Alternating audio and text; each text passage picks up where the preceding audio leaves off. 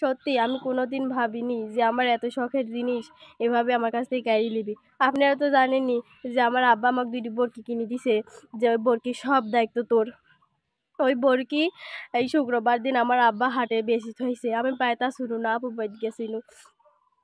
এখন বাইতে এসে আমি বরকি খাতে দিছিল না।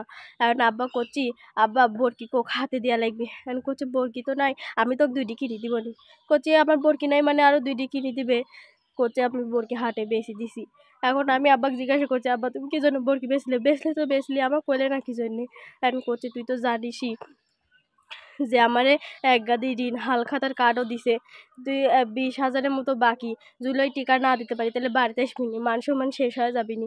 ওই জন্য আমি বরকি বেশি দিছি। করছে আমার কইলে না একবার, তা আমি তো বরকি খাওয়াই দিতে পারি নুনি।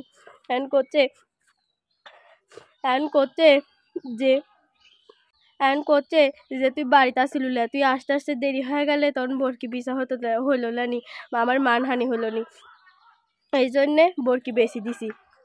আমার তো সেই কষ্ট হতে লাগছিল। দেখেন এমনি কি মানুষ কয় যে অভাবে স্বভাব নষ্ট, কত আমার সেই খারাপ লাগছে যে আমি বাড়িতে ওই কোথায় শুনি আমি কত কাঁদছি, কিন্তু ওই বই বেঁচে দিয়েছে আমার, তো এখন আর কান্দি কোনো লাভই নাই। যে আপনারা সবাই দোয়া করেন যাতে আমার এই অভাবটা শেষ হয়ে যায়, শেষ মানে আমার যেন আর এখনকার মুখে ছাই একটু ভালো অবস্থা আসতে পারি। আচ্ছা, আপনারা সবাই দোয়া করেন, আপনারা সবাই ভালো থাকবেন। আসসালামু আলাইকুম।